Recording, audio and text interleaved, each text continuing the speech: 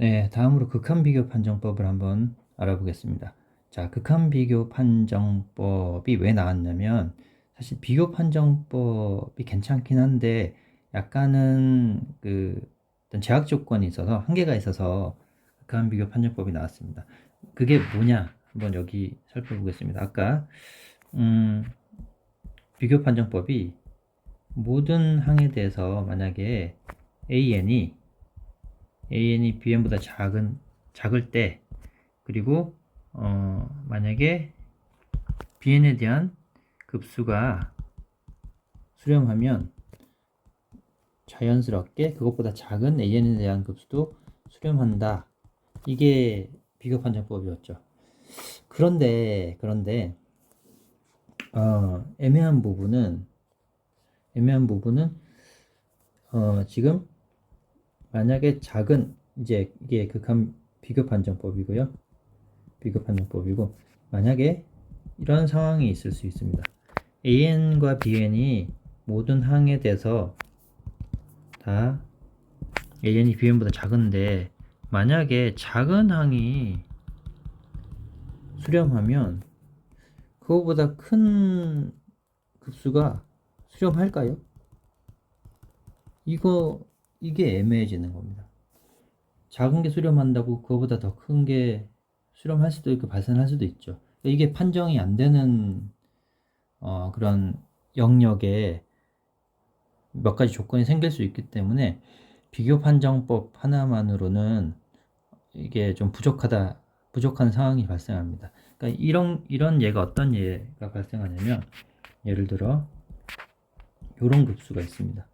2의 n제곱 빼기 1분의 1이라는 무한급수가 있는데 이걸 만약에 비교 판정법을 한번 해보겠다고, 이렇게 이거보다 2n분의 1이라는 기하급수를 활용해서 비교 판정법을 해보겠다 하면, 지금 이쪽 왼쪽 좌변에 빼기 1만큼이 있기 때문에 사실 이 전체는 커지겠죠.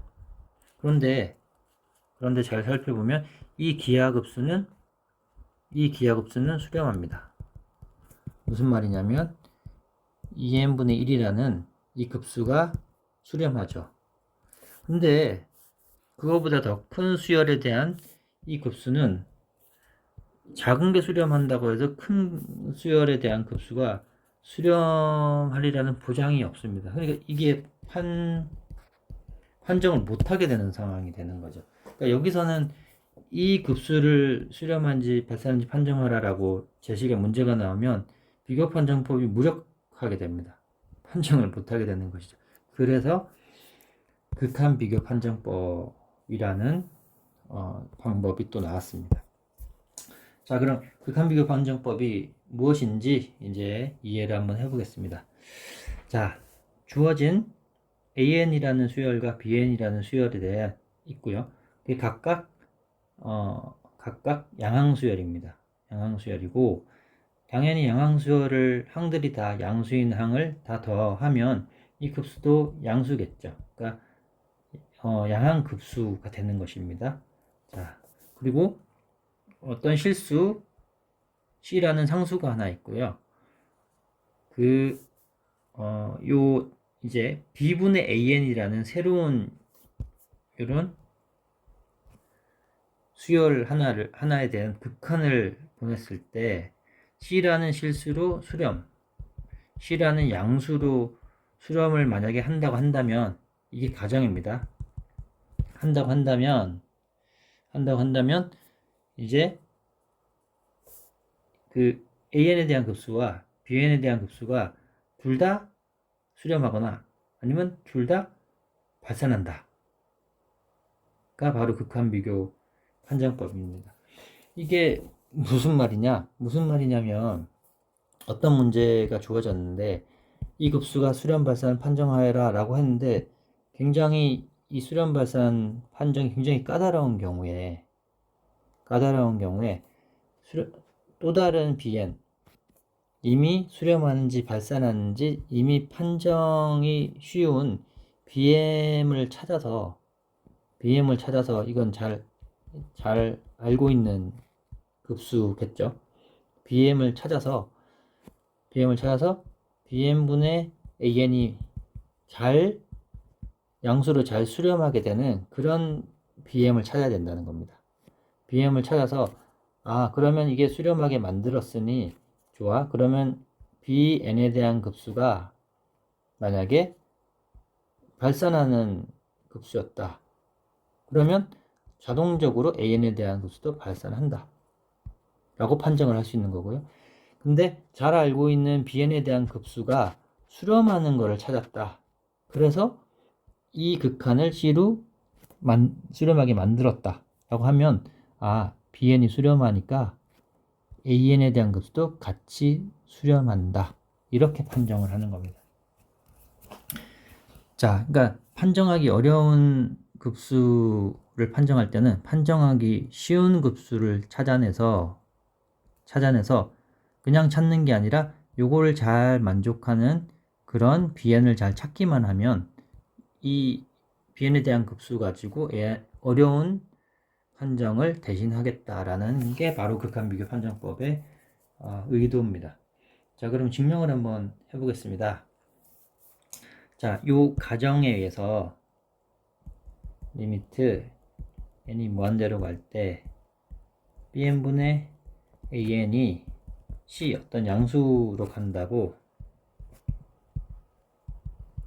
가정을 했었죠. 그 리미트에 대한 입실론 델타 기억하시죠? 가정에서 임의의 양수 입실론에 대해서 자연수 n이 존재하는데 그 자연수 n보다 더 큰 n을 생각한다면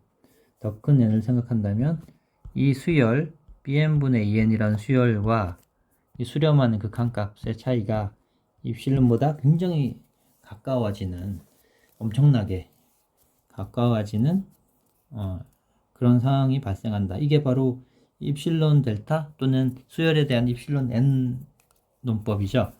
자, 이게 만족합니다. 자, 이게 동치이죠. 극한과 입실론 n의 논법이 동치입니다. 자, 그러면 이 부분에 집중을 하면 자, 이 절대값 기호를 풀면 bn 빼기 c라는 것은 마이너스 입실론에서 입실론 사이에 있다라고 볼 수 있고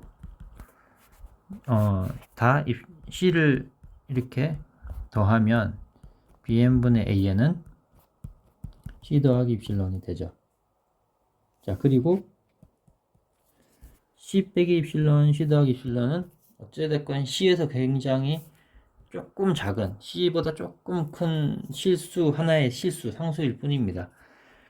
그리고 이 부등식에 bn을 한번 곱해 보겠습니다. 그러니까 위에서 주어진 an과 bn은 항상 양수이기 때문에 부등호 방향이 바뀌지 않습니다. 그래서 bn을 곱해주고 an, bn 이렇게 곱해지죠. 자, 그러면 다시 한번 이 앞에 있는 상수는 그냥 하나의 상수일 뿐입니다. 여기도 상수일 뿐이고, 그러니까 bn의 어떤 상수가 곱해진 겁니다. 자, 이제 잘 생각을 해보겠습니다. 만약에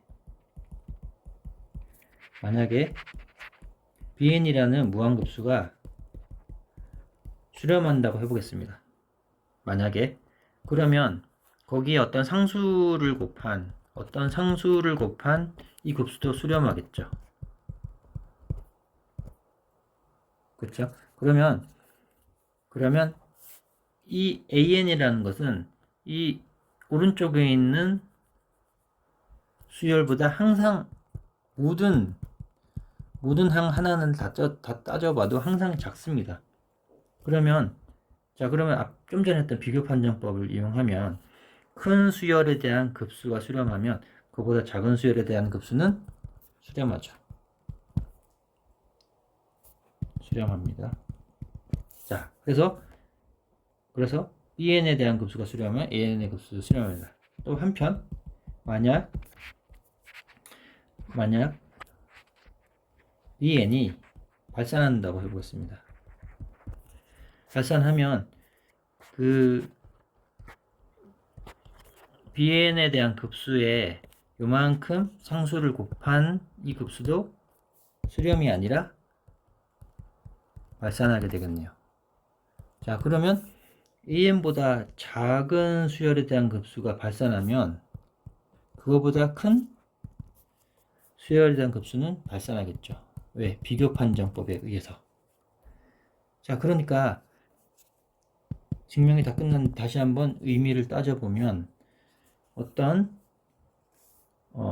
AN이라는 급수의 수렴 발산을 판정을 해야 되는데 그게 굉장히 어려운 상황에 맞닥뜨리게 되면 내가 알고 있는 쉬운 BN이라는 수열에 대한 급수, BN이라는 요 급수, 내가 쉽게 판정할 수 있는 수렴 또는 발산을 쉽게 판정할 수 있는 요 BN의 급수를 하나를 찾아서 무엇을 해보면 된다?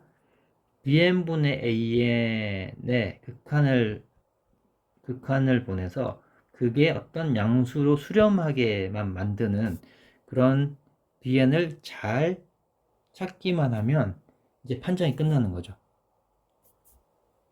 발산하는 BN을 찾았으면 AN에 대한 급수가 발산하는 거고, 수렴하는 BN을 찾았으면 AN에 대한 급수도 원래 이 판정하고자 하는 그 급수도 수렴하는 것이죠.